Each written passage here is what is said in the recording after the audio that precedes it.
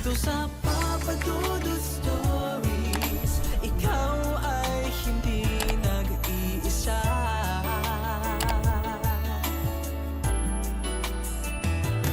Dito sa Papa Dudut Stories, may nagmamahal sa'yo.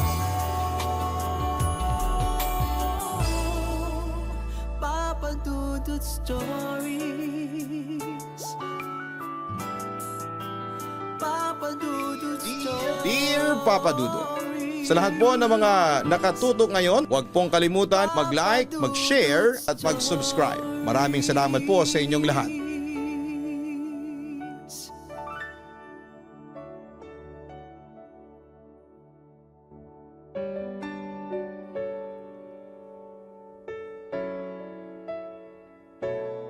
Kumusta na kayong lahat?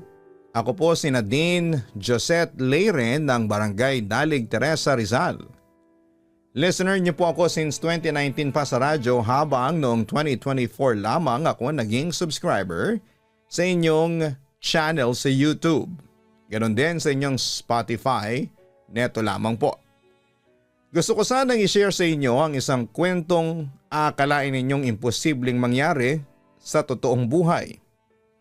Pero nangyari talaga sa akin. Maraming bagay tayong hindi maintindihan at maraming bagay tayong mahirap ipaliwanag. Ang buhay ay puno ng misteryo, katulad na lamang ng mga panaginip ko. At marahil ay iilan na lang ang naniniwala dahil sa moderno na ang mundo. Habang tinatype ko ang aking kwento ay alam kong mahahati ang pananaw ng bawat bumabasa rito. Siguro may naniniwala at may mangilan-ngilan na iniisip na yon ay kwentong katang-isip. At maraming mag-iisip na ako'y nababaliw. Maraming mga tanong, maraming haka-haka. May nagka-question kung bakit ako nasaktan o kung bakit ito'y may kulay kung panaginip lamang. Maski ako dati nagtataka, naghahanap din ako ng sagot at inaasa ko yon sa internet. Subalit dumating ako sa puntong iniisip ko noon na maaaring may sakit ako sa pag-iisip, kaya tinigil ko na hanggang sa kinalimutan ko na nga. Sinikap kong ituon ang sarili ko sa mga importanteng bagay, ngunit sadyang ayaw yata ng tadhana. Dahil 3 taon na yata ang nakaraan nang isubo sa akin ng kapalaran ng matagal ko nang hinahanap na kasagutan. Papa Dudut, lumaki ako na maayos ang buhay ko. Masayang pamilya, mababait na mga magulang, at maayos na pamumuhay. Pero sa kabila ng masaganang buhay ay may bumabalot na kababalaghan sa akin na hindi ko maintindihan. Nagsimula ang lahat nung tumungtong ako sa edad na 13 anyos. Bigla na lamang akong nagulat nang may sabihin sa akin yung mga kaklase ko na meron daw akong kamukha na nagpapakita sa kanila. Noong una akala nila ako. Pero noong titigan nilang mabuti ito at napansin daw nilang iba ang aura nito kumpara sa akin. May pagkakataon ding nakikita ng mga kaklase ko na tila merong babaeng kamukha ko ang sumusunod sa akin. Noong una ay binabaliwala ko lamang yon dahil tinuro sa akin ng mga magulang ko na huwag maniwala sa mga multo at mga paranormal beings. Pero noong napapadalas na yung tila pagpapakita ng kamukha ko sa mga kaklase at kaibigan ko, na-curious na ako at bahagyang natakot. Hanggang sa isang gabi, may na-experience na akong hindi ko maipaliwanag. Natatandaan ko pauwi na ang lahat ng students sa school. Nagsilabasa na lahat pero kami ng mga kagrupo ko ay natira pa. Gawa ng may practice pa kami para sa aming performance task. Dahil gutom, nag-decide muna kami na bumili muna sa 7-Eleven and kasama ko ang best friend ko. After naming bumili ay bumalik na agad kami sa school since magsisimula na ang practice. Pagdating namin sa school, pumunta bigla yung kaklase kong isa at ang sabi niya akala ko nasa room ka na din. Nag-wave pa nga ako sa iyo tapos nag-wave back ka din. Nagtaka na kami ng best friend ko dahil kasama ko siyang bumili sa 7-Eleven. Sabi ng best friend ko sa kanya na hala baka namamalik mata ka lang. Gawa bumili kami sa labas. Hindi at di naman malabo ang mata ko. Sure talaga ako na ikaw yung nakita ko na din. Insist ng kaklase kong yon. Pagkatapos noon papadudot ay bigla kaming napatingin sa room namin. Tapos doon namin nakita yung sinasabi ng classmate namin. Kamukha ko yung mga nasa classroom namin. At nagitla ako sa nakita ko. Bala ko sanang lapitan ang kamukha ko nang biglang nag-brown out ang buong paligid. Siyempre nagsigawa ng mga kaklase ko sa takot. Pero sandali lang naman yon at bumalik din ang ilaw pagkaraan ng ilang segundo. Hinanap ko yung nakita kong kamukha ko pero naglaho ito kasabay ng pagkawala ng ilaw sa classroom namin. Tumakbo kami ng best friend ko bigla sa advisor namin at sinabi yung nangyari. Pinayuhan kami ng advisor namin na sa pag-uwi ay magdasal para hindi daw sundan ang kamukha ko. Sa isipan ko doppelganger ata yung nakita namin kasi kamukha ko bagamat iba ang kanyang damit na hindi napansin ng mga kaklase ko. Parang damit noong 1970s or 1980s. Pag-uwi ko sa bahay ay agad kong kinuwento yon sa mga magulang ko. Pero pinayuhan lang nila akong kumain at magdasal. Pagkatapos naman ng experience namin yon papadudot, ay napaisip na ako kung sino yon o kung anong klase talagang nilalang yon. Mukha itong doppelganger pero parang sinasabi ng isipan ko na hindi lang yon basta nangongopya ng mukha. Kaya madalas kong tanungin ang mga magulang ko kung may kamukha ba ako sa angka namin na patay na. Pero sabi ni mama ay wala naman daw. Bukod doon papadudot ay meron din kaming na-experience na mga pinsan ko tungkol sa mukha ko year 2021 yon. Naganap ang isang nakakakilabot na karanasan sa bahay ng tita ko. Naisipan namin mag-overnight doon kasama ang aking mga pinsan dahil kinabukasan ay debut ng anak ng tita namin. Balak naming tumulong sa paghahanda kaya maaga pa lamang ay nasa bahay na kami. Habang papalubog na ang araw. Nagsimula ng dumilim sa paligid. Nasa sala kami noon nang pumasok ang isa naming tito at inutusan ng pinsan kong babae na mag-init ng tubig sa labas. Ang lutuan kasi nila ay nasa labas pa ng bahay at kailangang sindihan ng apoy. Agad namang tumayo ang pinsan ko at lumabas para gawin ang utos. Kaya ang natira sa sala ay ako at ang kuya kong bakla at si ate. Pagkalabas ko ay wala akong kaalam-alam na may bumalik pala doon na kamukha ko. Nagaya daw ito sa kuya ko na umakyat sa rooftop para magpahangin at tingnan ang tanawin. Sa oras na yon ay hindi pa tapos ang construction sa bahay ng tita ko, 3 palapag ito at ang pinakatuktok ay isang bukas na rooftop. Pumayag daw si kuya kaya nauna siyang naglakad papunta sa hagdanan, sumunod ang kamukha ko sa kanya. Habang pakyat pa lang siya sa hagdanan ay biglang tahol ng tahol ang aso nila tita. Napalingon daw si kuya at nakita niyang nakatingin ito sa direksyon niya. Tila may nakikita itong hindi niya mawari. Kinilabutan daw ang kuya ko kaya bumaling kaagad siya sa kamukha ko.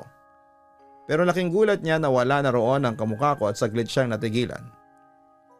Ayon pa sa kwento ni kuya, pinagkibit balikat na lamang niya yon at tuloy siyang umakyat. Ngunit pagdating niya sa rooftop ay natulala daw siya. Walang tao doon. Wala siyang narinig kundi ang malamig na ihip ng hangin. Tahimik, walang kahit na anong presensya. Pero kinilabutan na raw siya sa takot. Kaya buwaba siya habang paulit-ulit na tinatawag ang pangalan ko. Sa pagbaba ni kuya sa ikalawang palapag ay inisa-isa raw niyang buksan ang mga pintuan sa bawat kwarto. Iniisip na baka nagtatago lang ako sa kanya. Pero wala. Walang kahit na anong bakas ko. Dito na nagsimulang bumilis ang tibok ng puso ni kuya. Hindi na raw siya mapakali, dali-dali siyang buwaba sa unang palapag at doon sa labas ng bahay ay tumambad sa kanya ang hindi niya inaasahan. Masayang nagkwentuhan ang mga pinsan namin kasama ang tita ko at nandun ako kasama nila. Natigilan si kuya at doon siya lumapit sa akin noon. Nadine, bakit mo ko iniwan sa itaas? Napakunot naman ako ng noo. Ano? Tanong ko. Halatang naguguluhan. Hindi naman ako umakyat kasama mo. Kanina pa ako nandito kasama sila. Parang bumaliktad ang sikmura ni kuya at nahalata ko sa kanya noon na bigla siyang nanghina. Hindi niya alam kung ano ang mararamdaman niya pero ininsist niya talaga sa akin na kasama niya akong umakyat. Ang tanong pa niya ay kung hindi daw ako yon ay sino yung kamukha ko. Napansin ko ang tahimik na pagpapalitan ng tingin ni ate at ng tita ko. Hayaan mo na Dennis, sabi ng tita ko sa kuya ko sa mahinang boses. Ang mahalagay walang nangyari sa'yo. Pero kung ako kay kuya, paano ko yun nahayang mawala sa isipan ko? Paano ko kakalimutan ang takot na tumatak sa utak ko? At dahil nga po sa naranasan ng kuya ko, ay lalo akong nakumbinse na baka merong nilalang na gumagaya talaga sa itsura ko. Kaya nag-research ako at isa-isa lamang ang sinasabing nilalang na na-encounter ng mga taong malalapit sa akin. Nagpapakita sa kanila ang doppelganger ko. Dahil na rin sa takot kaya nagpa siya akong magpabindisyon sa pare.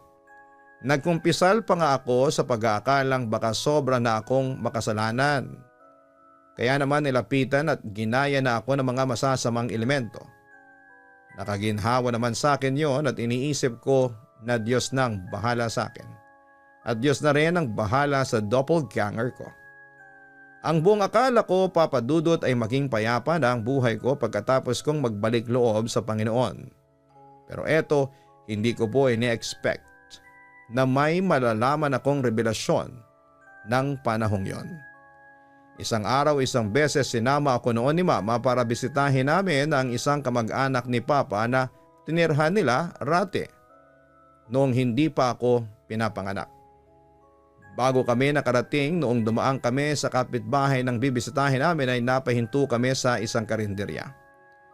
Tinawag kasi si Mama at kinumusta ang kakilala niya. Naging dating kapitbahay nila. Nagkwentuhan sila, tipikal na eksena at tahimik lang naman akong nakinig. May batas kasi sina Mama na nadala ko talaga sa paglaki ko na huwag makikisawsaw sa usapan ng mga matatanda. Pero hindi na talaga naiwasan noong nagsabi ng ganito si Ale. Anak mo pala ito. Naguluhang sabi pa niya na parang hindi kumbensido. Lihim tuloy akong umismid. Anong akala niya sa akin? Ampon. Napunta pa ang usapan na ang swerte raw pala ni Papa na nagkaroon na rin ng anak na babae. Alam niya raw kasi kung paano ito rati-parating nagsisimba at nagdadasal.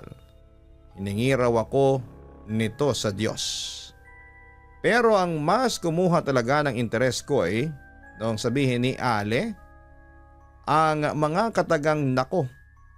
Kung hindi ko lang alam na ito na pala ang anak ninyo ay iisipin ko talagang naging anak to ng kakilala ko. Abay kamukhang kamukha kasi. Tulalang tumitig tuloy ako sa mga mata ng Ale noon habang nakangiti siya sa akin ng sabik. Tapos ay tumuloy pa siya. Para tuloy ako nagbalik sa pagka-teenager ko nang makita kita, Neng. Nang mga oras na yon ay hindi ko na naiwasang magtanong kung sino ang babae at saan ito nakatira. Bigla ko kasing naalala ang babae sa panaginip ko at naalala ko kasing ang ilan sa mga panaginip ko ay nakikita ko ang sarili ko kahit katawan ng babae yon. Hindi ko makalimutan noon ang sagot niya na parang malamig na ihip ng hangin na humagod sa bato ko. Sabi niya, naku, matagal nang patay yun. Hindi ko pa makakalimutan kung paano siya nag-iwas ng tingin sa amin. Para bang bigla itong nangamba sa nasabi ng kanyang bibig at tila may lihim. Ginit ko noong una na baka nagkakamali lamang siya dahil noong humanap ako ng ebidensya katulad ng larawan na magpapatunay ay wala siyang naipakita. Pero pinanindigan pa rin ito na para talaga kaming pinagbiyak na bunga. Sabi pa nga niya na kung nagdududa raw ako, sumama ako sa probinsya nila para sa reunion nilang magkakabatch noong high school. Papatunayan niya raw sa akin na hindi siya nagsisinungaling. Mga kaklase na raw niya ang magpapatunay noon. Pero hindi na nangyaring nakasama ako. Namatay kasi siya sa sakit nito sa kidney bago pa man yung petsa ng planado nilang reunion. Mabuti na lang bago siya namatay ay naitanong ko pa sa kanya ang pangalan ng babae at address ng probinsya nila. Noong una'y nagdalawang isip akong puntahan ang lugar dahil hindi tumugma sa address ng panaginip ko. Pero tinulak pa rin ako ng kuryosidad dahil magkatugma naman kasi ang pangalan. Pero natakot rin akong pumunta. Sino ba namang tanga na pupunta sa lugar kung saan ay matagal nang patay ang kahawig ng iyong mukha? Inisip ko pa lang ang magiging reaksyon ng mga tao ay nawiwindang na po ako. Pero papadudot, hindi rin ako pinatahimik ng aking konsensya at kuryosidad. Kaya taon din ang lumipas, pinuntahan ko ng mag-isa ang lugar. Kalahating araw din ang ginugol ko sa biyahe sakay ng bus. Pagkarating ko roon ay nakita ko ang kabagalan ng pagde-develop ng kapitan sa kanilang lugar. Maputik at sira-sira kasi ang daanan tapos ay puro puno lang din ang makikita mo. Bago ko noon bumaba ng bus ay nagsuot ako ng sombrero at face mask. Mas minabuti ko kasing walang makakita ng aking mukha. Sa totoo lang ay hindi ko sukat akalain na nasa malapit lang pala ang inaakala kong malayong address. Dahil imbes na pangalan ng buong bayan ay pangalan lang pala ng sityo niya ang ibinigay niya sa panaginip ko. Bago ko sinimulan ang bala ko'y ipinagtanong ko na muna ang pangalan ng babae. Siniguro ko kasi munang nakarating siya dito upang hindi ako magaksaya ng oras. At sa gulat ko'y kilala nila ang babae. Tinuro kaagad nila sa akin ang bahay na nasa dulo pala ng bayan. Pero binawi rin nila na matagal na raw na wala na ito roon. Isang kamag-anak na lang nito ang nakatira sa bahay. Pinuntahan ko ang sinabing bahay kahit alam kong maaaring wala akong mapala kung wala na rin ang pamilya nito. Nadatnan ko ang isang pamilyadong lalaki at maliit nitong mga supling na naglalaro sa labas ng kanilang kubo. Maayos naman niya akong tinanggap kahit na hindi niya ako kilala at hindi niya kita ang mukha ko. Hindi na rin ako noon nagpaligoy-ligoy at nagtanong kaagad tungkol sa babae. At kung nasaan na rin ang pamilya nito at bakit sila ang nakatira dito. Nung una'y kinagulat niya ang pag-uusisa ko. Ayaw pa nga niyang magbigay ng impormasyon at mababasa ko sa mga mata nito ang pagdududa sa pagkatao ko. Pero kalaunan ay bumigay din siya. Dinaan ko kasi sa pa-close-close na usapan at sinabi kong kasali ako sa isang real estate na kumpanya at may interes na bilhin ang lupa nila. Ginamit ko pa ang uncle ko at presidente ng proyekto nila. Siniwalat nitong matagal nang namatay ang may-ari ng lupa, magulang ng babae. Nagpakamatay daw ang lalaki habang namatay naman sa lungkot ang babae. Ang rason na ibinigay naman niya kung bakit ay dahil sa biglang pagkawala ng nag-iisa nilang anak na babae. Hindi na raw kasi ito nakauwi matapos ang klase. Labis daw na pagdurusa ang naramdaman ng mag-asawa lalo't lumipas ang mga taon noon na hindi na talaga ito nakauwi hanggang sa dumating na lamang sa puntong isa-isa silang namatay. Tapos ang malungkot. Nang matagpuan naman na ang babae sa bundok ay patay na ang mga magulang nito. Huli na. At ang talagang huli na dahil kalansay na lamang din kasi nito ang natira. Nakilala ito dahil sa suot nitong uniforme, relo at ilang gamit sa eskwela na nasa malapit lang kung saan siya nakita. Subalit sa kahabaan ng kwento ay nanlumo naman ako. Wala raw kasing kaso na naganap noon. Hindi rin daw pinagtuunan ng pansin ng dating kapitan ang kaso nito hanggang sa malimot na lamang ng panahon. Hindi rin malinaw ang kinamatay nito. Ito rin ang dahilan kung bakit walang naitala sa balita tungkol sa minsang kilabot na balita sa lugar nila. Isang bagay na lumitaw sa akin kung bakit hindi ko mahanap sa internet ang pangalan niya. Mas nanlumo rin ako nang malaman kung pipi at bingi palang babae. Nagkasakit kasi ito noong bata pa at naapektuhan ang pananalita at pandinig. Pero kahit na ganoon ay hindi naman daw ito natigil sa pag-aaral dahil marunong na itong bumasa at sumulat. Sa katunayan nga ay matalino raw ito at parating honor student. Sa kahabaan ng usapan namin ay nakiusap ako kung may larawan siya ng pamilya. Pinagbigyan naman niya ako at naglabas ng isang lumang album na inaalikabok pa. Pumakli ako sa mga pahina at sa unang pagkakataon ng buhay ko roon, walang naranasan ang kilabutan ng husto. Nang makita ko ang solong larawan ng babae, ang inakala kong doppelganger. Parang tuloy akong nagpa-photoshoot at ang tema ay 80s dahil totoo nga nahawig kami at sa buhok lang nagkaiba. Bago ko umuwi ng araw na yon ay dinalaw ko pa ang puntod niya at nasa bayan lang din kasi nila ang sementeryo nila. Nalaman kong nakalibing siya sa tabi ng mga magulang niya. Ang natirang mga kamag-anak niya ang nagdesisyon para kahit paano raw ay magkasama sila. Umalis ako noon na parang nabuo ako. Nasagot kasi ang maraming tanong sa mga panaginip ko. Alam kong ang babae na yon ang pinagkamalang kong doppelganger kahit na hindi ko may paliwanag kung paano. Tanging paniniwala lang ang meron ako. Ang tanong na lang sa akin ay bakit kami magkamukha? Ako kaya ang reincarnation noong babae? Hindi man ako naniniwala sa reincarnation noong una. Nang malaman ko ang kasagutan sa likod ng aking kamukha ay baka nga ako ang reincarnation niya. Tapos yung pagpapakita niya sa akin at sa mga kaibigan, kaklase at kamag-anak ko ay tila reminder lamang sa akin na diskubrehin ko ang aking nakaraang buhay. Sa kabilang banda ay nalulungkot ako kasi hindi ko naibigay sa kamukha ko ang maaaring nais niya sanang hustisya. Hindi ko kasi alam kung paano ko yon sisimulan. Ganun pa man ay hindi pa rin ako tumigil sa pag-discover kung ano pang meron o kung ano pang detalye ang malalaman ko tungkol sa aking past life. Papadudot alam kong maraming reservations ang tao pagdating sa mga ganitong usapin tulad ng reincarnation. May mga hindi naniniwala at ayos lang yon sa akin. Hindi ko naman sila pipiliting maniwala kahit na curious ako sa past life ko. Ang importante pa rin sa akin ay yung buhay ko sa ngayon. Kaya ginawa ko ang lahat para maging maayos at asenso ang aking buhay. Hanggang dito na lamang muli, maraming salamat at magandang araw po sa inyong lahat. Lubos na gumagalang, Nadine. Maraming salamat na din sa pag-share mo ng iyong kwento sa aming programa. May ilang kwento na tayong naitampok tungkol sa reincarnation, pero ito lang ang tatandaan po natin. What matters most is the present. Ang intindihin po natin ay ang buhay na meron tayo sa ngayon at gawin natin ang lahat para maging maayos, tahimik, masagana at makadiyos.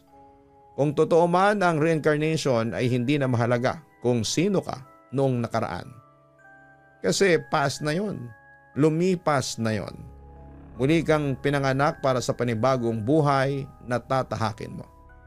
At yon ang dapat na intindihin mo.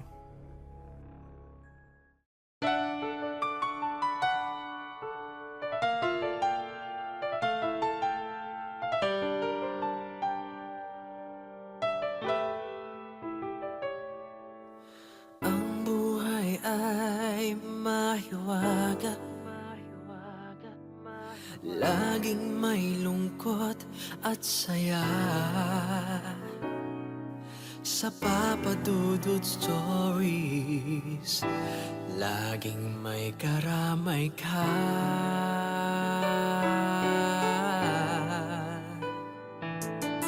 Mga problemang kay bigat,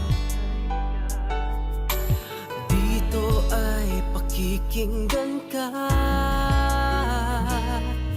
Sa Papa Dudut Stories, kami ay iyong kasama. Dito sa Papa Dudut Stories, ikaw ay hindi nag-iisa.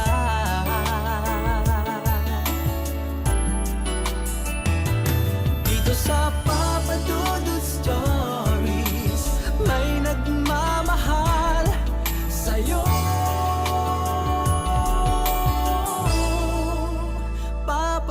Dudut Stories.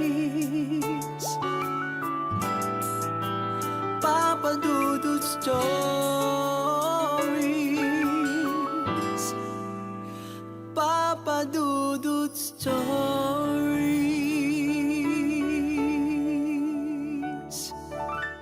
Matakot, kabahan sa mga kwentong nakakagimbal sa Kaistorya YouTube channel with daily post at 7 p.m. Dito sa Papa Dudut Stories, ikaw ay hindi nag-iisa.